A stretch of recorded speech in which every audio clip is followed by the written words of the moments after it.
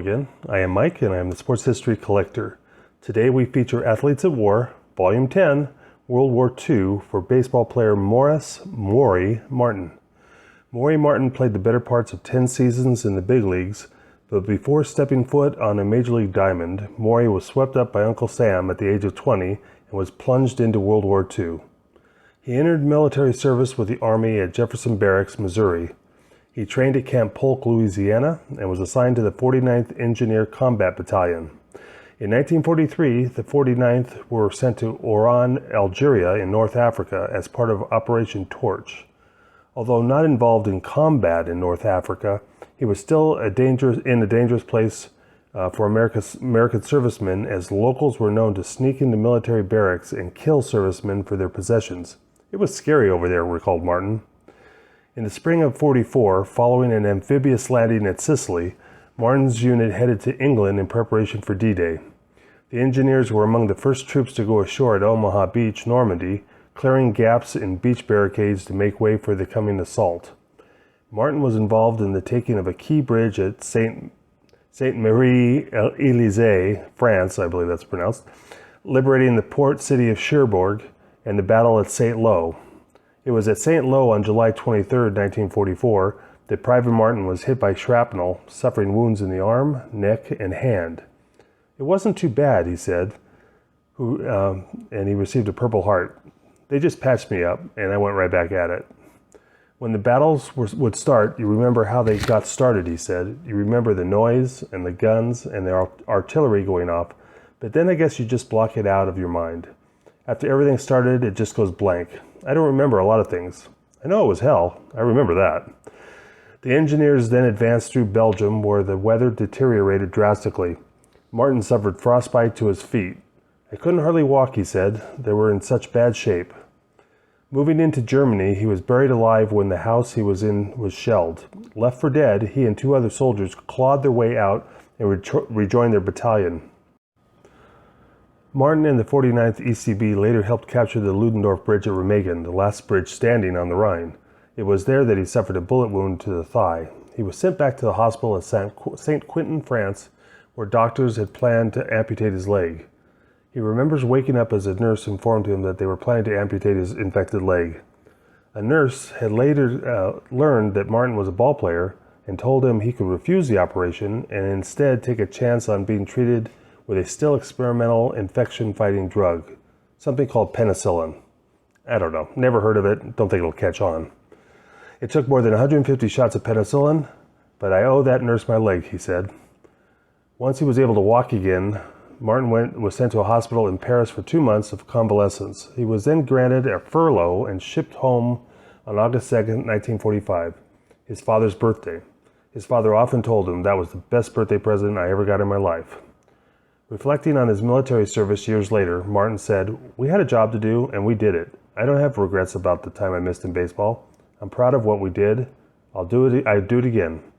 Martin was discharged from the Army in December of 1945 and was determined to return to professional baseball, which of course he did.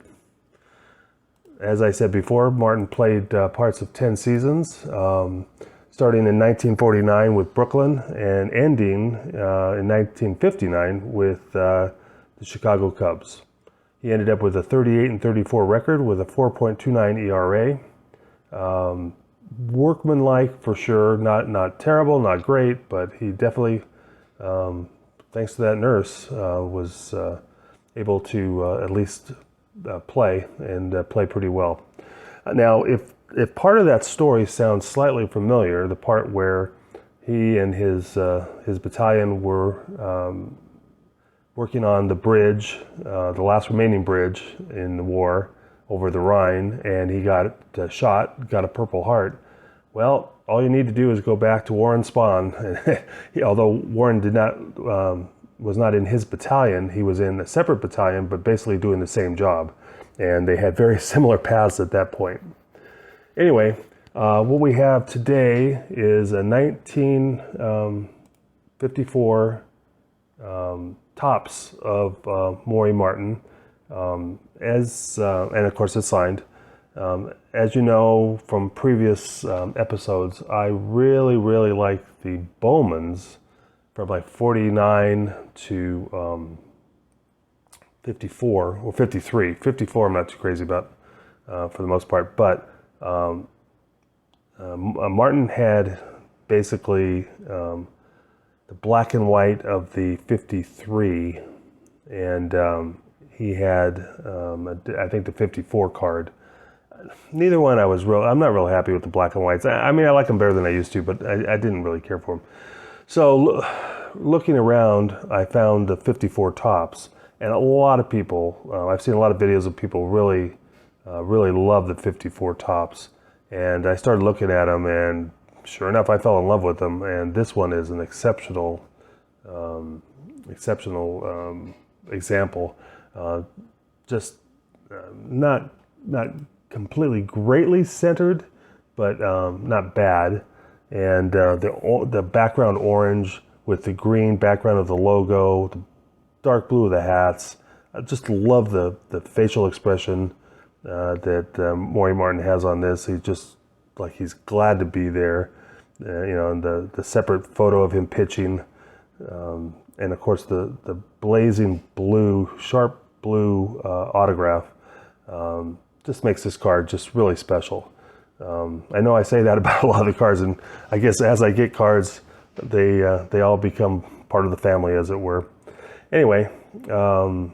I hope you enjoyed this. Of course, Mr. Martin, thank you very much for your service, and we will talk to you soon. I'm on your side.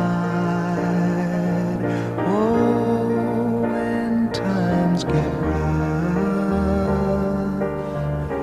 and friends just can't be like a bridge.